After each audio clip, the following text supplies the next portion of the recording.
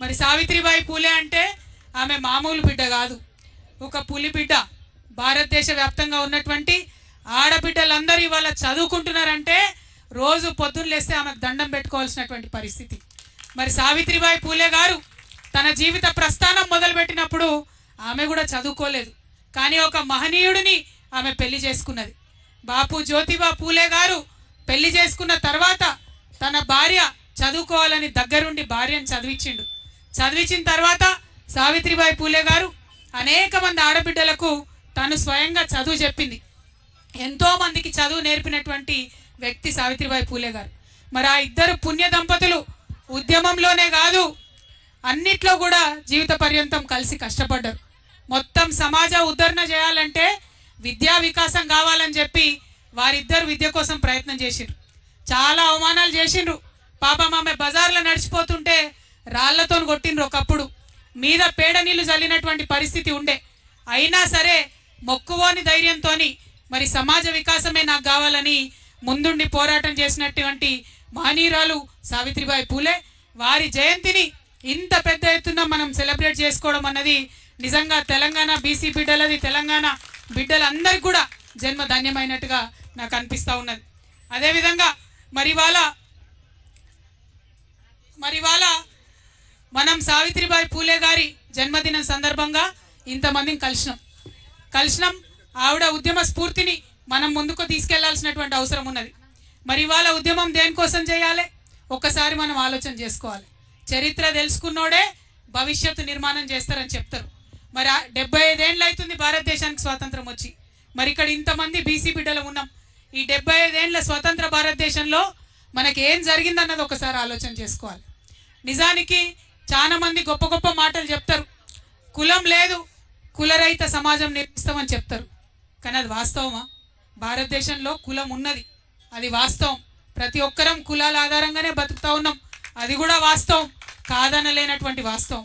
అయితే భారతదేశ రాజ్యాంగం రాసినటువంటి పెద్ద మనుషులందరూ కూడా కులం వాస్తవం కాబట్టే కులం ఆధారంగా కొన్ని రక్షణలు కల్పించినారు. చాలా సంతోషకరం. ఎస్సీలలో ఉన్న కులాలకు, ఎస్టీలలో ఉన్న కులాలకు భారతదేశ రాజ్యాంగంలో కొన్ని రక్షణలు కల్పించినారు. నిజంగా ఆ బాబాసాహెబ్ అంబేద్కర్కు భారతదేశ ప్రజలందరూ కూడా చేతులెత్తి మొక్కాలి. లేకపోతే ఎస్సీ ఎస్టీలకు ఇంతవరకు కూడా ఎటువంటి ఫలాలు కూడా దక్కకపోతుండే. కానీ బాధాకరమైన విషయం ఏంటంటే అదే సందర్భంలో బీసీలలో ఉన్నటువంటి కులాలన్నిటికీ కూడా రాజ్యాంగంలో చేర్చి రక్షణ కల్పించుంటే బాగుండేది. కానీ అది జరగలేదు. మరి అది జరిగి ఉంటే ఇవాళ నేను బలంగా చెప్తా ఉన్నా, మన బీసీల సంఖ్యాబలంతో నేను చెప్తా ఉన్నా, ఆనాడే రాజ్యాంగంలో బీసీలకు రక్షణ దొరికి ఉంటే ఇవాళ భారతదేశం అభివృద్ధిలో అమెరికాను దాటేసి ఉండేదనేటటువంటి విషయాన్ని మనం ఈ సందర్భంగా చెప్పుకోవాల్సినటువంటి అవసరం ఉంది. కానీ జరగలేదు. జరగకపోగా తర్వాత ఉన్నటువంటి ప్రభుత్వాలు ఎంతోమంది ఉద్యమాలు చేస్తే 1953లో నెహ్రూ గారు ఆనాడు ప్రధానమంత్రి ఉన్నప్పుడు మొట్టమొదటిసారి బీసీల మీద అధ్యయనం చేయడానికి కాకా కాలేల్కర్ కమిషన్ అని చెప్పి వేయడం జరిగింది. పాపం ఆయన పెద్ద మనిషి, మంచిగా చదివిండు, పరిస్థితులు అధ్యయనం చేసిండు, భారతదేశం అంతా తిరిగిండు, 2 ఏళ్లలో రిపోర్ట్ ఇచ్చిండు. అయితే నెహ్రూ గారు ఏం చేసిండంటే ఆనాడు, నువ్వు రిపోర్ట్ ఇచ్చినావు కరెక్టే, 2399 కులాలు ఉన్నాయి బీసీలల్లో అని చెప్తున్నావు కరెక్టే, అందులో 837 కులాలు ఎంబీసీ కులాలు మోస్ట్ బ్యాక్వర్డ్ ఉన్నాయని చెప్తున్నావు కరెక్టే, కానీ దీనికి ప్రాతిపదిక ఏంటిది అని ఒక ప్రైమ్ మినిస్టర్ స్థాయిలో ఆ రోజు ఆయన చెప్పి ప్రైమ్ మినిస్టర్ నెహ్రూ గారు ఆ యొక్క రిపోర్ట్ని ఆనాడు రిజెక్ట్ చేసిండ్రు. ఇది చరిత్ర కాదనలేనటువంటి వాస్తవం అని ఈ సందర్భంగా మనందరం కూడా గుర్తు చేసుకోవాలి. మరి ఇక్కడ ఒక ప్రశ్న నేను కాంగ్రెస్ వాళ్ళని అడుగుతా ఉన్నా. నెహ్రూ గారే కమిషన్ వేసిరి, 2 ఏళ్ళు ఆ కమిషన్ నెహ్రూ కేర్ కిందనే పనిచేసే, మరి ఏ ప్రాతిపదికన పనిచేసిందో ప్రధానమంత్రి గారికి తెలియలేదంటే, ఆ 2 ఏళ్ళు రివ్యూ చేయలేదంటే మరి ఇది కాంగ్రెస్ పార్టీ బీసీలకు చేసిన ద్రోహం కాదా అని చెప్పి నేను ఇవాళ ప్రశ్నిస్తున్నా. ఇవాళ ఇక్కడ మనం ఆలోచన చేసుకోవాలి. 1955లో ఆ రిపోర్ట్ రిజెక్ట్ చేస్తే మళ్ళా 24 ఏళ్ళు ఎవ్వరు కూడా బీసీల గురించి మాట్లాడలే. ఎక్కడా కూడా బీసీలకు ప్రభుత్వం కేంద్ర స్థాయిలో ఏమీ కూడా చేయలే. అప్పుడేం జరిగింది? కాంగ్రెస్ ఏతర ప్రభుత్వం వచ్చింది. జనతా పార్టీ మొరార్జీ దేశాయ్ గారు ప్రైమ్ మినిస్టర్ అయిన తర్వాత 1979లో బీపీ మండల్ కమిషన్ వేసిరు. కాంగ్రెస్ వాళ్ళు వేయలే మండల్ కమిషన్, వేసింది మొరార్జీ దేశాయ్ జనతా పార్టీలో. ఆయన పెద్ద మనిషి, బాగా స్టడీ చేసిండు. చాలా అన్యాయం జరుగుతుంది, 70% విద్యా ఉద్యోగాలలో మరి వాటా ఇవ్వాలని చెప్పి సంవత్సర కాలం లోపలనే రిపోర్ట్ ఇచ్చిండు. కానీ అంతలోపు ఏమైంది? జనతా పార్టీ పోయింది, ఇందిరమ్మ రాజ్యం వచ్చింది. ఇందిరమ్మ రాజ్యంలో ఏం జరిగింది గొప్పగా చెప్తున్నారు ఇవాళ. ఇందిరమ్మ రాజ్యంలో ఏం జరిగిందంటే మండల్ కమిషన్ రిపోర్ట్ తీసి 10 ఏళ్ళు బీర్వాల పెట్టి భద్రంగా తాళం వేసిండ్రు. తప్పితే ఇందిరమ్మ రాజ్యంలో బీసీలకు న్యాయం జరగలే. ఇవాళ నేను అడుగుతా ఉన్న కాంగ్రెస్ పార్టీని, కాదంటారా ఈ వాస్తవాన్ని?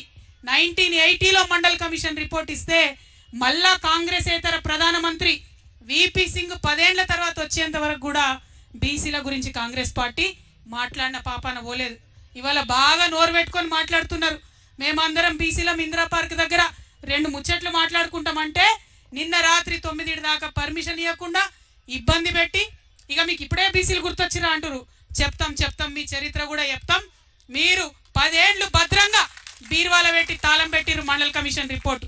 మళ్ళా కాంగ్రెసేతర ప్రధానమంత్రి వచ్చినప్పుడే, విపి సింగ్ గారు వచ్చినప్పుడే దానికి న్యాయం జరిగింది. ఆయన అమలు చేసిండు పాపం మండల్ కమిషన్ రిపోర్ట్ని. అమలు చేస్తే ఇక గొప్పగా మాట్లాడే భారతీయ జనతా పార్టీ నాయకులు విపి సింగ్ గారికి ఆనాడు సపోర్ట్ విత్డ్రా చేసుకున్నారు. ఆయన ప్రభుత్వాన్ని కూలగొట్టిండ్రు. సంకీర్ణ ప్రభుత్వం ఉండే, బీజేపీతో కలిసిన ప్రభుత్వం ఉండే, బీసీల కోసం మంచిగా చేసినటువంటి వ్యక్తి ప్రధానమంత్రిగా ఉండడానికి లేదని బీజేపీ ఆనాడు సపోర్ట్ వాపస్ చేసుకున్నది. ఇది కాదా, ఇది తప్ప బీజేపీ నాయకులు ఇవాళ ఆన్సర్ చేయాలి. ఆనాడు మరి కాంగ్రెస్ వాళ్ళకు కూడా ఉండే ఎంపీలు, కానీ విపి సింగ్కి సపోర్ట్ చేయలేదు. మొత్తానికి ఆయన ప్రభుత్వాన్ని ఊలగొట్టిండ్రు. తర్వాత కేసుల మీద కేసులు వేసిండ్రు. 1993లో 27% కేవలం ఉద్యోగాలలో మాత్రమే బీసీలకు రిజర్వేషన్ వచ్చింది. కేవలం ఉద్యోగాలలో మాత్రమే. మళ్ళీ 2006 దాకా అంటే ఇంకొక 13 ఏళ్ళు విద్యలో మనకు రాలేదు రిజర్వేషన్. 2006లో మళ్ళా 13 ఏళ్లకు అప్పుడు విద్యలో రిజర్వేషన్ వచ్చింది. అంటే నెహ్రూ గారి రాజ్యంలో అన్యాయమే, ఇందిరమ్మ రాజ్యంలో బీసీలకు అన్యాయమే. తర్వాత రాజీవ్ గాంధీ గారు వస్తే ఇదే విపి సింగ్ గారు నేను అమలు చేస్తున్న మండల్ కమిషన్ రిపోర్ట్ అంటే పార్లమెంటులో గంటన్నర మాట్లాడతారు. రాజీవ్ గాంధీ గారు మాట్లాడి ఏమంటారు? బీసీలకు రిజర్వేషన్లు ఇస్తే ఈ దేశం విచ్ఛిన్నం అయిపోతుందని చెప్పి ఆనాడు రాజీవ్ గాంధీ గారు మాట్లాడిండ్రు. ఇది చరిత్ర కాదని లేని వాస్తవం. ఇది తప్ప అని నేను కాంగ్రెస్ వాళ్ళని వాళ్ళు అడుగుతా ఉన్నా. ఆ తర్వాత 2006లో విద్యలో వచ్చింది రిజర్వేషన్. ఇక కొట్లాడంగా మరి సోనియమ్మ రాజ్యం వచ్చింది.